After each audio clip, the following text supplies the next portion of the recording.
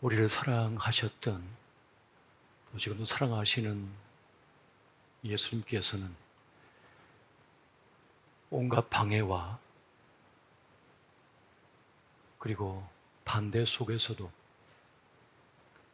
기어이 골고다 언덕길을 오르시고 십자가에 못 박히셨습니다. 끝까지 주님을 따르겠다고 죽음조차 주님 향한 그 사랑을 끌어낼 수 없다고 했던 베드로, 그리고 제자들은 도망을 가버리고 가룟 유다는 은 30냥의 예수님을 팔아버렸습니다.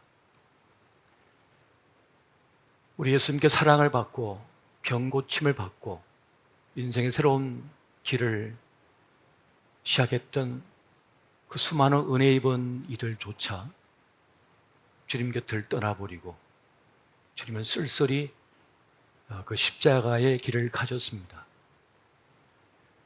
얼마든지 주님도 핑계거리를 찾으면 찾을 수가 있었습니다. 굳이 십자가를 질 필요가 무엇이 있을까? 내가 저들을 위하여 죽어야 할 이유가 무엇이 있겠는가? 그러나 주님은 수많은 방해와 반대 속에서도 배신 속에서도 묵묵히 그 십자가의 길, 그 구원의 길을 그렇게 걸어가셨습니다. 주님의 그 고통은 이루 말할 수 없는 참혹한 것이었습니다. 우리 주님께서 십자가에 못 박히실 때 그 죽음의 끔찍한 길, 사망의 길을 가는 동안에도 로마 병정들과 대제사장 서기관 바리새인들 수많은 백성들은 조롱하였고 비난하였습니다. 내가 하나님의 아들이거든 내려와 봐라. 다른 자는 구원하면서 왜 너는 구원할 수 없느냐? 하나님의 아들이거든 내려오라 하면서 끝까지 비난하고 조롱했습니다.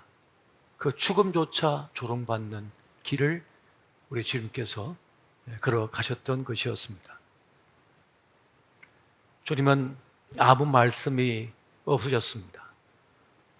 말씀하신 것이라곤 자기를 향하여 못 박고 창으로 찌르는 저들을 향해서 아버지, 저들은 지금 그들이 한 일을 알지 못합니다 하며 그들을 위한 중보기도를 올리셨고, 한편 강도가 당신의 나라가 임하실 때 나를 기억하여 주옵소서 했을 때 주님께서는 너도 나와 함께 낙원에 있으리라 하시며 그를 천국의 길로 인도하여 주셨습니다. 엘리 엘리 라마 사박다니 하시면서 나의 하나님, 나의 하나님 어찌하여 나를 버리시나이까 하며 외치셨고, 마지막에는 다 이루었도다 하시며 그 십자가 구원의 역사를 마치시고 이렇게 운명하셨습니다. 이 십자가형의 잔악한 면은 무엇인가 하면 끝까지 사람을 수치스럽게 만든다는 것입니다. 목숨이 닿을 때까지 끝까지 고통을 맛보게 한다는 것입니다.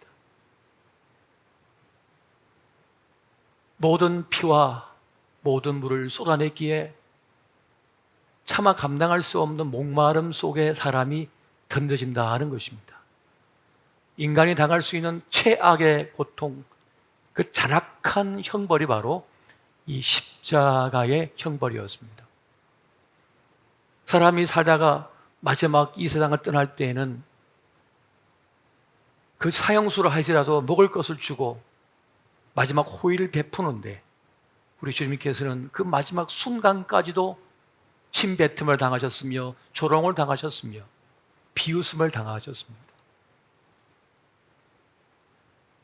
주님은 마음만 먹으시면 하늘 군대를 동원하여 그들을 다 썰어버릴 수도 있고 당장 이 지구촌을 심판하실 수도 있지만 그 생명을 구원하시기 위하여서 그 모든 수모를 고초와 아픔을 감내하시면서 그 십자가의 길을 걸어가셨던 것입니다. 사실 십자가는 가장 끔찍했기 때문에 사람 속에 무엇이 있는지가 다 드러나게 된다고 합니다. 인간의 가장 내밀한 것까지 다 토해내게 하는 것이 바로 이 십자가형입니다. 사람이 어려움을 당하고 아픔을 당하면 그 사람 속에 있는 게 다 드러나게 마련입니다. 그 사람이 어떤 사람인지가 다 드러나게 돼 있는 거예요. 그런데 십자가에 달리신 주님에게서 나온 것은 우리를 향한 절절한 사랑뿐이었습니다. 우리를 향한 안타까움만 나오셨어요. 우리는 그 십자가를 통해서 주님이 우리를 얼마나 사랑하셨는지를 깨닫게 됩니다. 말로 사랑하는 것은 사랑이 아닙니다. 끝까지 그 곁에 있어주는 것, 끝까지 포기해 하지 않는 것,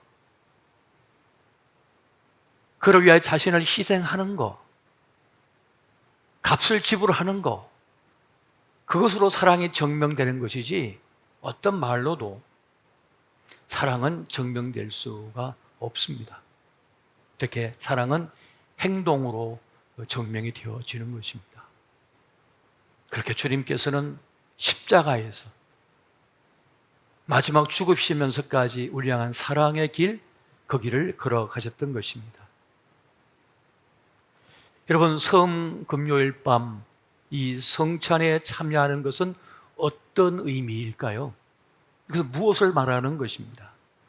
이 성금요, 주님께서 죽으시던 그날 우리가 성찬식에 참여한다고 하는 것은 무엇을 말하는 것입니까? 바로 십자가의 사랑을 깨닫는 자리요. 주님이 내 편이 되셔서 십자가에 못 박히셨던 것처럼 나 또한 주님의 지키신 살, 흘리신 그 피를 먹고 마심으로 주님과 연합하여 함께 십자가에 못 박히겠다는 그런 결단, 그런 신앙의 고백의 자리가 바로 이 성찬의 자리가 되는 것입니다. 지금 이 자리에 함께 하신 분 가운데도 아직 구원을 확신하지 못하시거나 또 주님을 제대로 믿는 것에 대하여 확신이 없는 분들도 계실 것입니다. 그런데 우리가 오늘 이 자리에서 우리의 구원을 확신하고 주님을 제대로 영접하여 주님의 온전한 주님의 사람이 되었으면 참 좋겠습니다. 여러분, 구원의 원리, 이 십자가 구속의 사건, 그 구원의 역사, 구원의 통로는 인간이 고안한 것이 아닙니다. 하나님 편에서 우리를 살리기 위하여 고안하신 것이 바로 이 십자가 대속의 사건, 구원의 길의 사건이 되는 것입니다. 이미 우리는 죄로 인하여 인생이 망하는 것을 잘 알고 있습니다. 아무리 유명한 정신이라 할지라도, 갑부라 할지라도, 예뻤다 할지라도, 인기 있는 사람이라 할지라도 죄로 인하여 사망을, 멸망을 맞는다고 하는 사실은 이미 우리는 너무 잘 알고 있습니다. 하나님의 말씀이 그대로 이루어지고 있는 것을 우리는 너무나 목도를 하고 있습니다. 죄의 삭은 멸망이다, 사망이다. 이것은 성경에서 이미 주님께서 우리에게 알려주신 바입니다. 어떻게 망하는지를 아는 것입니다. 그것처럼 구원의 길도 우리 주님께서 알려주셨습니다. 오직 구원의 길은 오직 하나라고 말씀합니다. 나는 길이요 진리요 생명이니 나로 말미암지 않고는 아버지께로 나올 자가 없다. 하나님 나라로 갈 자가 없다라고 분명히 말씀하셨습니다. 구원의 신비, 그 부활의 신비도 오직 하나님의 구원의 원리대로 작동되고 있다는 것을 말씀하고 있는 것입니다. 이것을 사람들이 믿어주든지 믿어주지 않든지 간에 작동되고 있는 것이. 여러분, 구원의 역사는 어떻게 이루어지는 것일까요? 요한복음 1장 12절과 13절에 보면 이렇게 말씀을 우리에게 주고 계십니다. 영접하는 자, 곧 그 이름을 믿는 자들에게는 하나님의 자녀가 되는 권세를 주셨으니 이런 혈통으로나 육정으로나 사람의 뜻으로 나지 아니하고 오직 하나님께로부터 난 자들이니라. 어떤 것으로도 구원을 얻을 길이 없어요. 혈통으로, 육정으로, 어떤 자기의 공로로 구원 얻을 길이 전혀 없다는 것이에요. 오직 영접하는 자, 예수 그리스도를 영접하는 자만이 하나님의 자녀가 되고 구원받는다고 하는 이 구원의 원리를 우리에게 말씀해 주고 있는 것입니다. 우리가 구원의 신비를 다 알지 못한다 하더라도 주님께서 열어놓으신 길, 그 구원의 길만 선택하고 따르면 그 구원의 역사가 나에게 이루어진다라고 말씀하는 것입니다. 여러분, 다 먹어보고 확인해야만 구원을 얻는 것이 아닙니다. 내가 다 실험해보고 다 따져보고 해서 구원받는 것도 절대 아닙니다. 여러분, 코로나19 백신 맞으실 때 여러분 다 실험해보시고 다 알아서 확신해가지고 맞으셨습니까? 믿음으로 맞은 거예요. 이미 만들어 놓은 백신을 믿음으로써 그냥 받아들여서 맞았더니 코로나 걸려서도 살아난 것입니다. 그 구원의 길, 그 구원의 약을 이미 주님께서 만들어 놓으신 거예요. 유월절 어린 양의 그 피의 역사를 이스라엘 백성이 다 알아가지고 확신했기 때문에 유월절 어린 양의 피를 발랐습니까? 문지방에? 그저 말씀에 순종하여 그 구원의 길을 영접하여 어린 양의 피를 문지방에 발랐더니 하나님의 심판의 칼날이 넘어갔던 거예요. 유월 같다는 거예요. 그러니까 우리는 다 알지 못하는 거예요. 다 연구해 보지 않은 겁니다. 다 찍어 먹어 보지 않은 거예요. 그냥 믿음으로 선택하고 믿음으로 모험으로 갔더니 구원이 우리에게 임하더라는 것입니다. 여러분, 여리고성의 기생 라합은 한 번도 성경 공부한 적이 없습니다. 한 번도 이스라엘 백성들과 함께 광야길을 걸어본 적도 없습니다. 그저 소문에 들어보니 저 애굽에 몇 세대에 걸쳐 노예 생활하던 히브리 백성을 저 여호와 하나님께서 10가지 재앙을 통하여 출애굽시키셨고 홍해를 가르고 광야를 지나온다는 걸 듣고, 그런데 그 40년 동안 광야길을 지나는데 그 죽음의 땅, 사방의 땅을 지나는데 그 사람들이 다 살아나더라. 이걸 듣고 마음에 소원이 생겼습니다. 나도 그 히브리 백성의 하나님, 여호와 하나님의 백성이 되었으면 좋겠다. 그리고 선택을 합니다. 그 정탐꾼을, 그 2명의 정탐꾼을 숨겨줍니다. 난 너희 편이다. 그 구원의 하나님의 은혜가 나에게도 임하기를 원한다. 언약을 맺자. 그랬더니 이 기생 라합이 이스라엘 백성의 사람이 되고 나중에는 예수님의 촛보에 올라가는 위대한 인물이 되어버렸습니다. 여러분, 구원의 문제는 우리가 어떻게 할 수 있는 문제가 아닙니다. 이건 하나님의 주권의 문제예요. 하나님께서 이뤄놓으신 구원을 우리가 받아들임으로써 그 구원의 은총 속에 들어갈 수 있다는 것을 말씀해주고 있다는 것입니다. 여러분, 구원의 문제에 있어서는 중간지대 없습니다. 주님께서 말씀하십니다. 내가 너희 앞에 축복과 저주를 주오노라. 그리심산에 축복이 있고 에발산에 저주가 있다. 오늘 너희는 택하라. 이렇게 말씀하십니다. 양당 간에 선택하고 따르라는 거예요. 그래서 이스라엘 백성은 그리심산을 선택하죠. 하나님의 구원을, 은혜를 선택하게 됩니다. 오늘 우리가 성천에 참여한다는 말은 무슨 말입니까? 내가 이제 하나님께 속한 사람이다. 하나님의 사람이다. 내가 주님의 그 몸과 그 피를, 그 살과 피를 내가 내 몸에 모셔드림을 통하여 내가 주님과 연합한 자가 되겠다. 주님과 함께 죽고 주님과 함께 사는 자가 되겠다. 할렐루야. 이것을 선택하는 자리. 이걸 받아들이는 자예요. 믿음으로 받아들인 자에게는 생명의 역사가 있을 줄 믿으시기 바랍니다.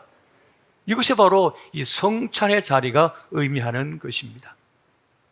그래서 이 성찬식은 영적인 의식이 되어지는 것입니다. 예수가 내 안에, 내가 예수 안에 속하는 사건이 바로 이 성찬의 사건이라는 것입니다. 히브리어로 아즈카라라고 하는 말이 있습니다. 아즈카라라고 하는 이 말은 한 부분이 전체를 대표한다 이런 뜻입니다.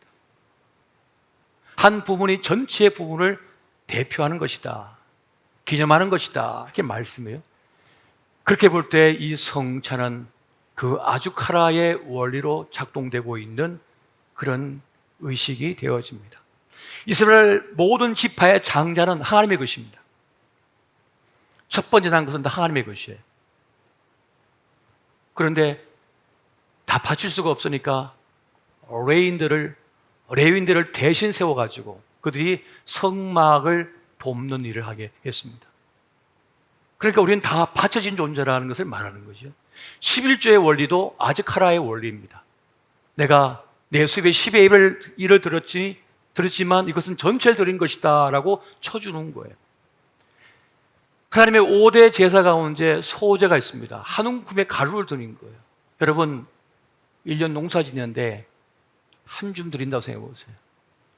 그런데 가난한 이들은 이 한 줌도 너무나 작은 거예요. 자신은 너무 큰 거예요. 근데 그 한 줌을 주님 앞에 올려드립니다. 이게 소제예요. 한 움큼의 가루를 드린 거예요. 사르밧 과부가 한 줌 남은 가루를 엘리야에게, 하나님의 종인 엘리야에게 바쳤습니다. 전체를 드린 거죠. 그것처럼 한 부분을 들어서 전체를 드리는 것이, 그 자그마한 한 부분을 들어 전체를 드리는 것이 바로 이 아즈카라인데, 바로 이 성찬은 이 의식을 통하여 비록 조그만 일부분밖에 되지 않는 그런 이 주님의 살을 상징하는 떡이지만 이것을 내가 먹으므로 조그만 포도주밖에 되지 않지만 이 한 잔의 포도주, 그 조그만 것이지만 예수님의 피를 상징하는 이것을 내가 마실 때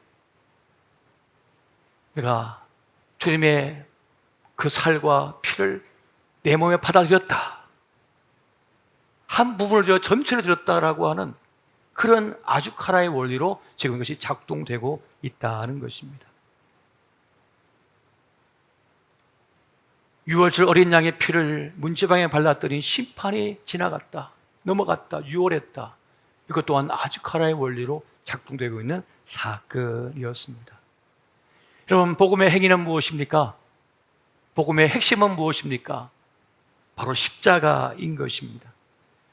그 십자가에 못 박히신 주님과 함께 나도 십자가에 못 박혔나니, 바로 그 사건을 기념하는 것이 이 고난주간의 모든 우리의 삶의 모습이고, 또한 이 성만찬의 자리는 그렇게 주님과 함께 내가 죽고 사는 주님의 사람이 되었다고 하는 그런 고백이 되어지는 것입니다. 자, 그렇다면 우리가 어떻게 살아야 될까요? 우리의 모든 생각, 우리의 모든 뜻이 하나님의 것을 받아들일 수가 있어야 되고, 모든 상황 속에서, 모든 문제 속에서 우리는 하나님을 선택할 수 있어야 한다는 것입니다. 주님께서 어떠한 조건에도 우리를 포기하지 아니하시고, 어떤 형편 속에서 우리를 버리지 아니하시고 십자가에 못 박혀 죽으신 것처럼, 우리 또한 어떤 형편과 상황과 문제 앞에서도, 어떤 조건 속에서도 주님을 부인하지 않고 주님과 함께 십자가에 못 박히는 자리, 바로 그 자리가 성만찬의 자리가 되는 것입니다. 여러분, 우리 주님께서 제자들에게 이렇게 말씀하셨어요. 내가 주는 잔을 마실 수가 있느냐? 내가 주는 잔을 너희가 마실 수가 있느냐? 지금은 못 받지만 나중에는 받을 것이다. 여러분, 이 시간 주님께서 여러분에게 물으십니다. 내가 너희에게 주는 잔을 마실 수 있느냐? 여러분, 마시겠습니까? 주님의 살을 받으시겠습니까? 성만찬의 자리는 그러한 자리입니다. 내가 주님의 살, 주님의 피를 먹고 마시겠습니다. 그 잔을 받겠습니다. 그래서 주님을 위해 죽고 사는 인생이 되겠습니다. 우리 주님께서 겟세마네 동산에서 기도하실 때 땀방울이 핏방울이 되도록 기도하셨어요.